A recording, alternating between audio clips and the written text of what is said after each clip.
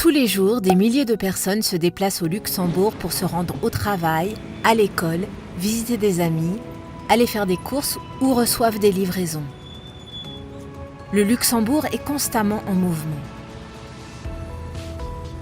En ville, les habitants disposent souvent d'une très bonne offre de transport public. Le réseau de bus est bien développé, ce qui n'empêche toutefois pas des embouteillages sur les routes. Souvent, des trajets plus courts pour se rendre au travail, à l'école ou dans les magasins peuvent se faire à vélo ou à pied. Les jeunes renoncent-ils de plus en plus à avoir leur propre voiture? De nouvelles offres telles que l'autopartage parviennent-elles à se faire une place? Dans les zones rurales, presque tout le monde se déplace en voiture. Sinon, le voyageur est dépendant des transports en commun. Leur fréquence y est tout à fait différente comparée aux zones urbaines. Comment les citoyens organisent-ils leur quotidien? Font-ils leurs courses en revenant du travail? Prennent-ils le vélo pour aller au centre commercial le plus proche? Les enfants comptent-ils toujours sur le service de taxi de maman pour retrouver leurs amis? Des tendances telles que le télétravail ou les achats en ligne sont-elles plus répandues à la campagne qu'en ville?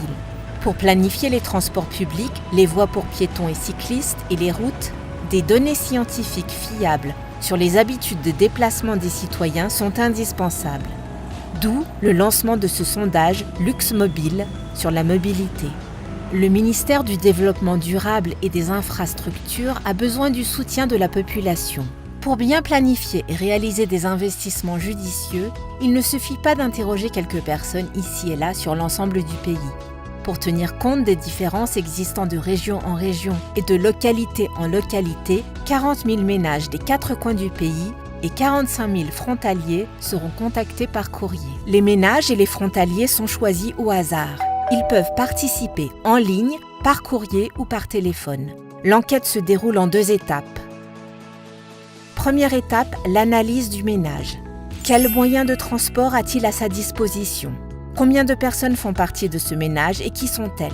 Grâce à ces réponses, la 2e étape de l'enquête est adaptée à la situation particulière du ménage. Par exemple, en tenant compte des enfants. Ensuite, il faut recueillir des données pour chaque personne à un moment précis. Pourquoi vous déplacez-vous? À quelle fréquence? Combien de temps? Pour aller où? Quels moyens de transport utilisez-vous? Chaque trajet, aussi court soit-il, est important, même s'il s'agit seulement d'aller chercher un journal ou de promener le chien. Il faut compter environ 10 minutes par personne pour répondre aux questions de l'enquête. Ensuite, des experts saisissent et analysent les résultats. Au besoin, il faudra encore ajouter des informations importantes pour la planification des transports, telles que la distance à laquelle se trouve l'arrêt le plus proche. Après, toutes les adresses et tous les noms sont effacés. Aucune donnée qui pourrait permettre de vous identifier ne sera publiée ou communiquée. La participation à l'enquête est volontaire, mais nous ne pouvons que vous encourager à participer si vous êtes sélectionné, que vous vous déplaciez beaucoup ou que vous quittiez rarement la maison. Votre participation nous permet de tenir compte de votre situation et de celle de votre commune.